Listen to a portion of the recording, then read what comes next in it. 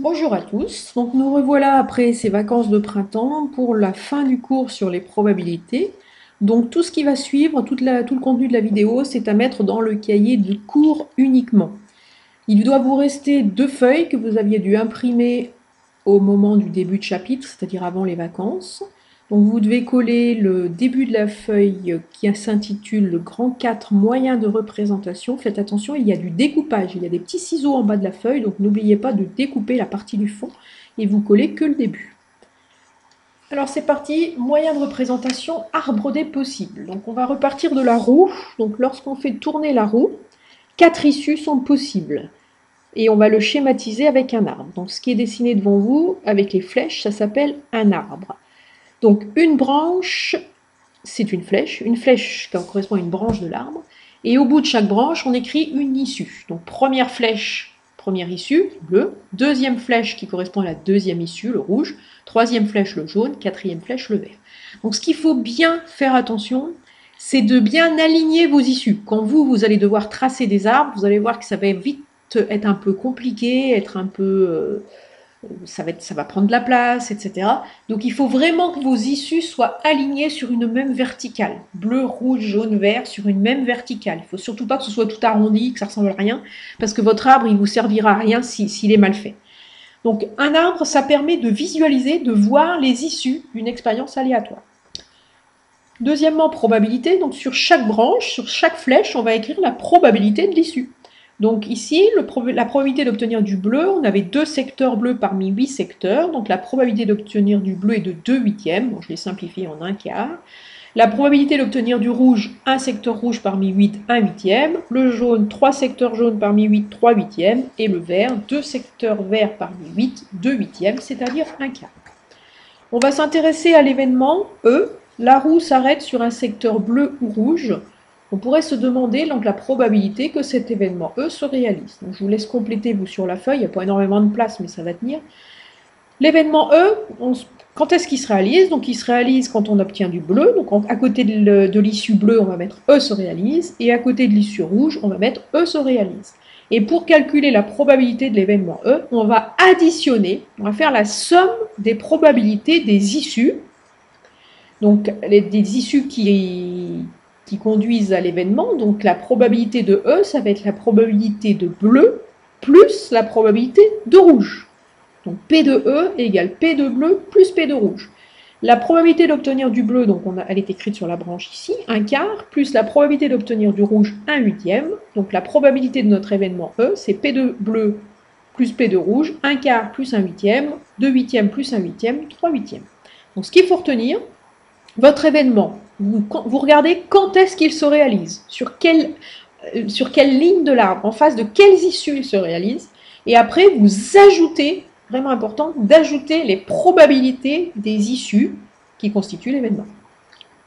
D'accord? Donc on additionne les probabilités des issues pour lesquelles l'événement se réalise. Donc ici, P de bleu plus P de rouge. Alors, vous allez me dire, un arbre, c'est bien gentil, mais ça sert à quoi? Effectivement, sur ce que je viens de vous montrer, ça ne sert pas à grand-chose. Il va être utile dans le grand 5. Exemple d'expérience aléatoire à 2 épreuves. Donc, dès que dans un exercice, vous allez voir 2 épreuves, c'est-à-dire 2 tirages ou 2 lancers successifs, dès qu'il y en aura 2 de suite, qui dit 2 dit arbre. Ce sera vraiment notre moyen de nous en sortir. Dès que vous aurez 2 épreuves, un arbre. Si vous faites un tirage d'une boule, si vous faites un tirage d'une carte, ça ne sert à rien de faire un arbre. Dès que vous aurez un exercice où vous aurez 2 choses à faire, 2 choses successivement, il s'agit d'un arbre. Alors, un premier exemple, on va lancer 2 fois de suite une pièce de monnaie. Donc, c'est bien une expérience aléatoire à 2 épreuves, puisqu'on la lance 2 fois de suite. Et on va s'intéresser à l'événement. On obtient au moins une fois pile. Donc, on va faire un arbre.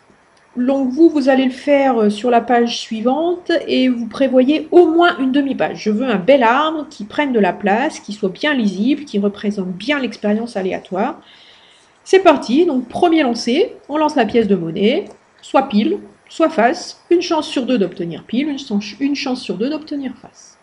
Si on a obtenu pile au premier lancer, on va lancer une deuxième fois la pièce de monnaie, et on obtient soit pile, soit face, une chance sur 2 d'obtenir pile, une chance sur 2 d'obtenir face.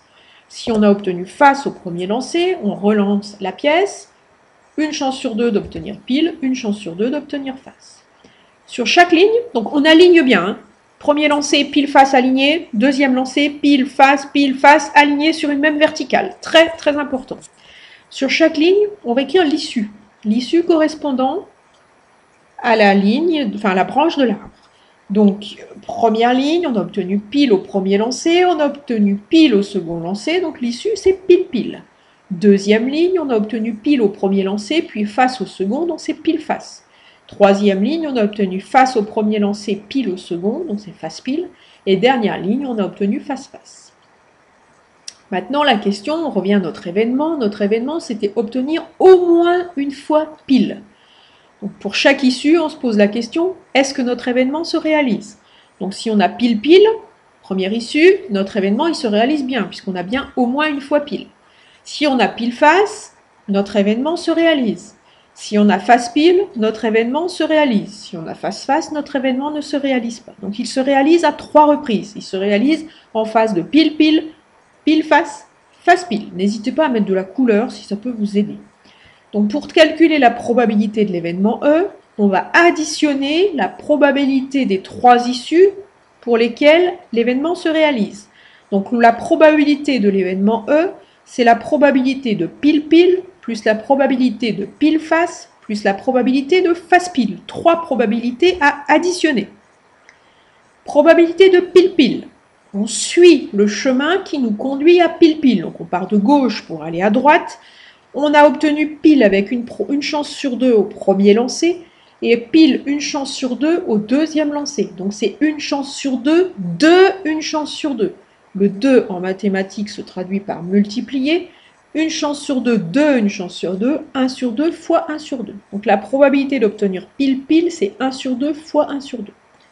La probabilité d'obtenir pile-face, même chose, on suit le chemin. Une chance sur 2, une chance sur 2, 1 sur 2 fois 1 sur 2.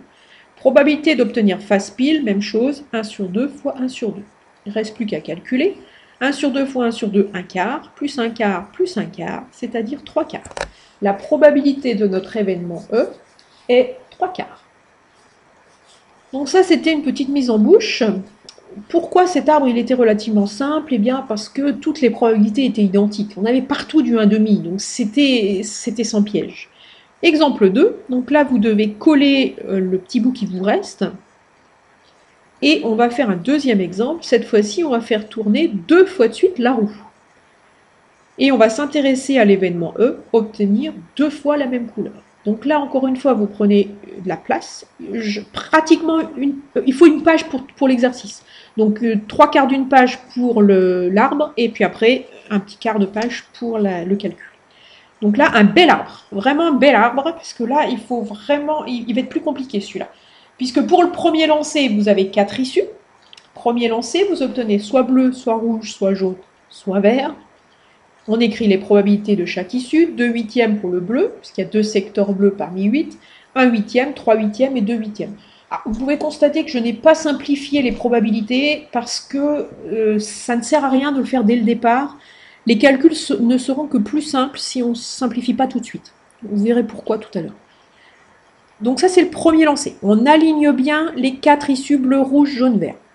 Supposons que l'on ait obtenu bleu au premier lancer. On va faire le deuxième lancer. Pour le deuxième lancer, 4 issues possibles, soit bleu, soit rouge, soit jaune, soit vert.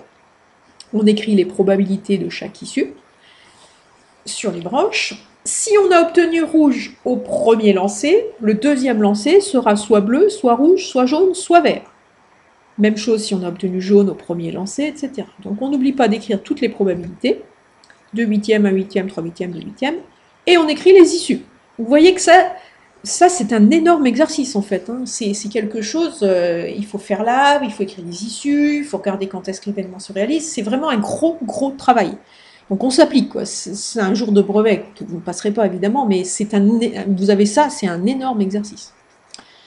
Issue. Donc la première ligne, on a obtenu bleu au premier lancer et bleu au second. Donc l'issue, ça veut dire qu'on a eu bleu suivi de bleu.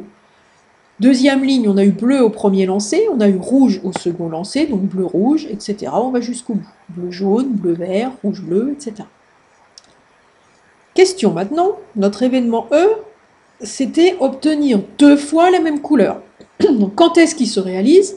On regarde en face de chaque issue, est-ce qu'on a obtenu 2 fois la même couleur? Donc il se réalise en face de bleu-bleu, en face de rouge-rouge, en face de jaune-jaune et en face de vert-vert. Notre événement se réalise à 4 reprises. Donc la probabilité de l'événement E, on va additionner la probabilité des 4 issues qui constituent l'événement.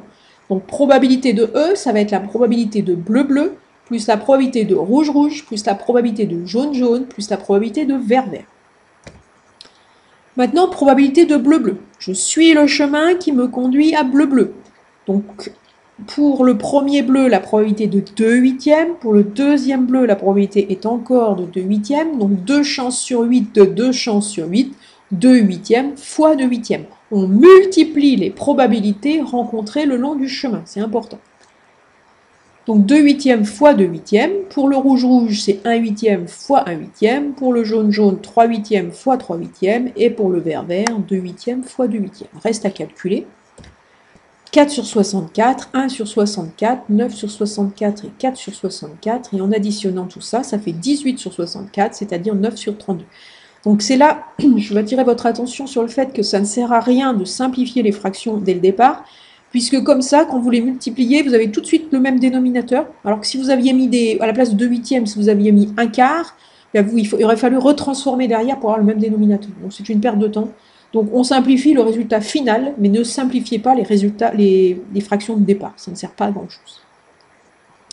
Donc la probabilité d'obtenir 2 fois la même couleur est donc de 9 sur 32. Donc voilà pour le cours, il reste la fiche d'exercice, donc que vous collez dans le cahier de cours, on est bien d'accord, mais le cours sur les probas, il est fini. Une fois que vous savez les calculer, les probabilités de base et les arbres, voilà, c'est ça l'année de 3e en probabilité. Donc maintenant, on va s'entraîner sur des exercices, que je répète, que vous mettez dans le cahier de cours. Donc vous collez votre feuille d'exercice, et c'est parti, ou vous collez exercice par exercice, c'est votre choix personnel. Exercice 7. Dans une urne, il y a 5 boules rouges, 2 boules bleues, une boule verte. Indiscernable au toucher. Indiscernable au toucher, qu'est-ce que ça veut dire? Ça veut dire que quand vous les touchez, quand vous mettez la main dans l'urne pour tirer votre boule, vous ne pouvez pas savoir si elle est rouge, bleue ou verte. Elles ont toutes le même aspect. On tire successivement à la suite. On ne tire pas 2 boules à la fois, on en tire une, puis la deuxième, c'est ça, successivement. Et avec remise, 2 boules. Qu'est-ce que veut dire le avec remise? Ça veut dire qu'on tire la première boule, on la regarde, elle est soit rouge, soit bleue, soit verte, on remet, puisque c'est avec remise, on remet dans l'urne et on tire la deuxième boule. Ça veut dire qu'on peut tirer 2 fois la même boule. Question, détermine la probabilité de tirer 2 boules de la même couleur.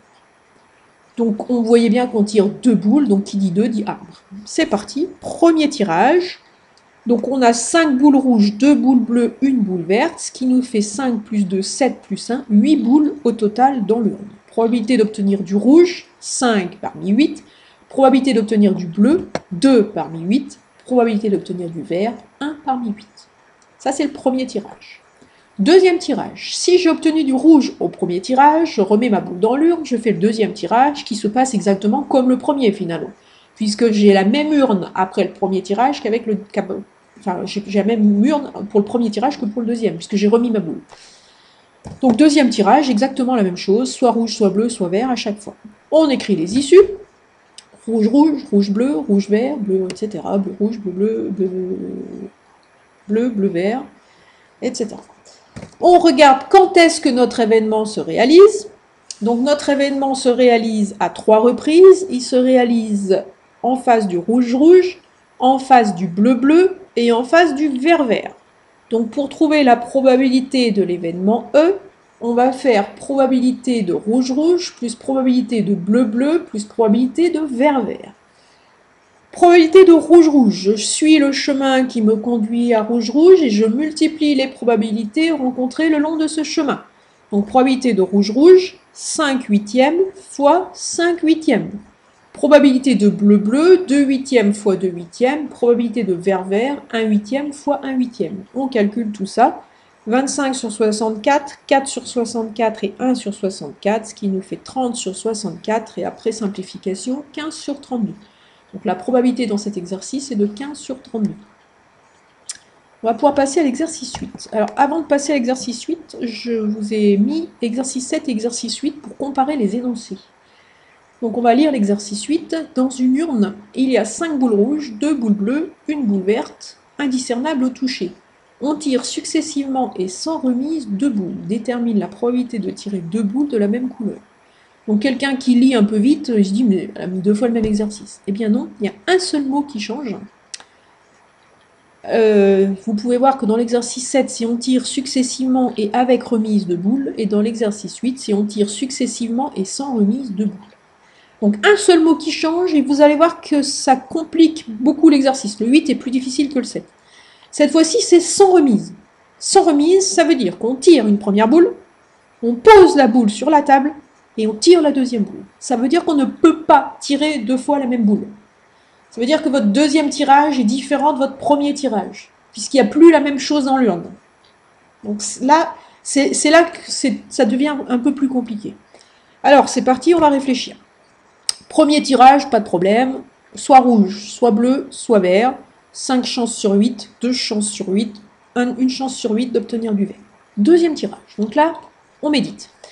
Si on a tiré du rouge au premier tirage, d'accord, première ligne, on a tiré du rouge au premier tirage. Ça veut dire qu'il y a une boule rouge qui est posée sur la table. Donc qu'est-ce qu'il reste dans l'urne? Sur les 5 rouges, il n'en reste plus que 4. Il reste toujours les 2 boules bleues et toujours une boule verte. Donc combien de boules reste-t-il déjà au total? 4 plus 2, 6 plus 1, 7. Il reste 7 boules dans l'urne. Il reste, donc on peut tirer soit du rouge, soit du bleu, soit du vert. Il reste 4 boules rouges, 2 boules bleues, une boule verte. Donc la probabilité d'obtenir du rouge au second tirage est de 4 sur 7. La probabilité d'obtenir du bleu est de 2 sur 7. Et la probabilité d'obtenir du vert est de 1 sur 7. On est d'accord? Donc là, faites bien attention, on a tiré du rouge au premier tirage, c'est-à-dire qu'il y a une boule rouge sur la table. Donc dans l'urne, il ne reste plus que 7 boules. Et il ne reste plus que 4 boules rouges. Deuxième partie de l'arbre, si on a tiré une boule bleue au premier tirage. Donc pour le deuxième tirage, il reste toujours plus que 7 boules, mais cette fois-ci, c'est une boule bleue qui est sur la table. Donc il reste 5 boules rouges, une boule bleue et une boule verte. Donc 5 sur 7, 1 sur 7 et 1 sur 7. Si on a tiré une boule verte au premier tirage, il reste dans l'urne 5 boules rouges et 2 boules bleues. Donc la probabilité d'obtenir du rouge va être de 5 sur 7, d'obtenir du bleu est de 2 sur 7 et du vert est de 0 sur 7. Alors là, bon, j'ai fait le choix d'écrire la ligne quand même vert en mettant une probabilité de 0. Vous pouvez aussi dire que vous enlevez cette partie-là puisque c'est pas possible d'obtenir 2 boules vertes étant donné qu'il y en a une seule dans l'urne. Donc moi j'ai fait le choix de mettre 0 sur 7, mais si vous préférez enlever la flèche, vous pouvez. Ça revient exactement au même. Donc on regarde les probabilités, les issues d'abord, pardon. Donc la première ligne rouge-rouge, rouge-bleu, rouge-vert, etc. Quand est-ce que notre événement se réalise? Notre événement se réalise à 3 reprises, peut-être 2 si vous n'avez pas mis la dernière ligne. Enfin moi je l'ai considéré comme se réalisant, mais sa probabilité va être nulle, donc ça revient au même. Donc il se réalise en face de rouge-rouge, en face de bleu-bleu, et en face de vert-vert. Malgré tout, on le met ou on le met pas, ça c'est comme vous voulez. Probabilité de rouge-rouge, plus probabilité de bleu-bleu, plus probabilité de vert-vert. La probabilité de rouge-rouge, donc là on multiplie les probabilités rencontrées au cours du chemin, 5 sur 8 fois 4 sur 7. Probabilité de bleu-bleu, 2 sur 8 fois 1 sur 7. Probabilité de vert-vert, 1 sur 8 fois 0 sur 7, ça fera 0. Donc ça nous fait 20 sur 56, plus 2 sur 56, 22 sur 56, 11 sur 28. Donc vous voyez, là c'est l'exercice le plus difficile qu'on puisse avoir en classe de 3e. 2 tirages successifs, sachant que le deuxième est différent du premier. On continue. L'exercice numéro 9. Donc celui-là il est classique. Il y a dans une urne, il y a une boule rouge, 4 boules bleues, 3 boules noires, indiscernables au toucher. On tire successivement et avec remise 2 boules. Déterminer la probabilité de tirer 2 boules de couleurs différentes. Donc, premier tirage, soit rouge, soit bleu, soit noir. 1 sur 8, 4 sur 8 et 3 sur 8.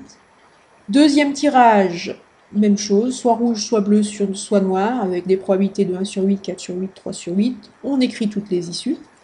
Et là, faites attention à l'événement, c'est tirer 2 boules de couleurs différentes. Donc cette fois-ci, l'événement se réalise à 6 reprises. Alors, pourquoi je vous ai mis cet exercice? Mon idée, c'était, comme il se réalise à 6 reprises, alors soit on additionne la probabilité de ces 6 issues, soit, c'était ça mon idée de départ, c'était de passer par la probabilité de l'événement contraire. Donc, on aurait plus vite fait de calculer la probabilité de l'événement contraire et après de faire 1 moins la probabilité de l'événement contraire. Donc là, c'est comme vous voulez. Soit vous faites probabilité de rouge-bleu plus probabilité de rouge-noir plus probabilité de bleu-rouge, enfin vous en additionnez 6. Soit vous faites 1 moins la probabilité de l'événement contraire, donc 1 moins probabilité de rouge-rouge, probabilité de bleu-bleu, probabilité de noir-noir. Comme vous le souhaitez. Donc là, j'ai corrigé avec les deux façons.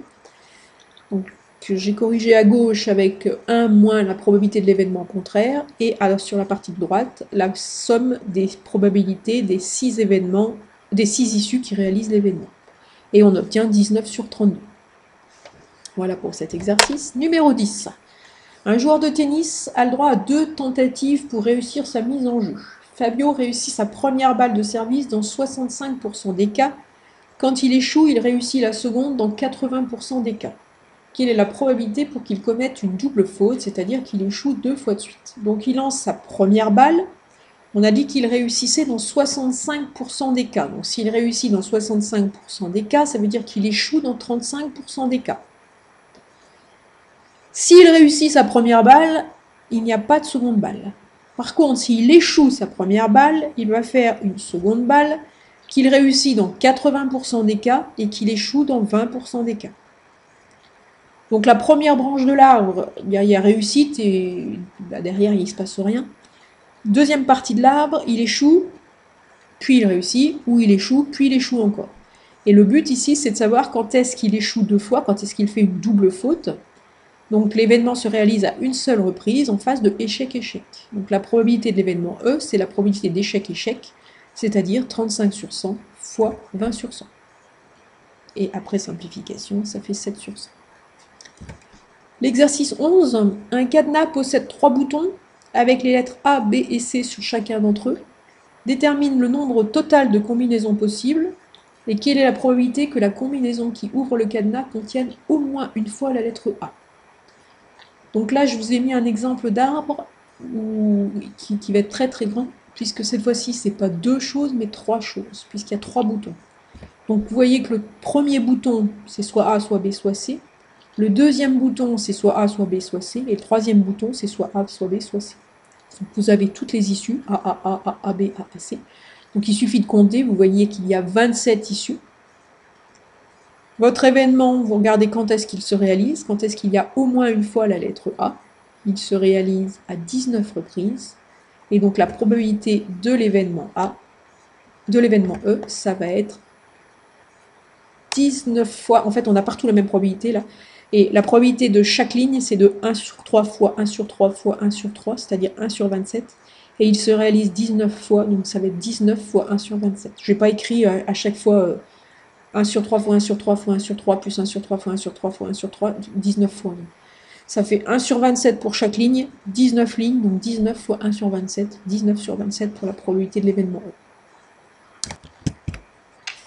Alors, exercice 12. On considère un jeu de 32 cartes. Quelle est la probabilité de tirer 2 as successifs? On ne remet pas la première carte tirée dans le jeu. Quelle est la probabilité de ne tirer aucun as au cours de ces 2 tirages? Donc là, on tire 2 cartes, donc qui dit 2 cartes dit arbre. 2 as successifs, on se rend compte que ce qui nous intéresse, c'est les as. Donc on ne va pas s'amuser à faire un arbre avec toutes les cartes possibles, 7, 8, 9, 10, valet, on ne s'en sortirait pas.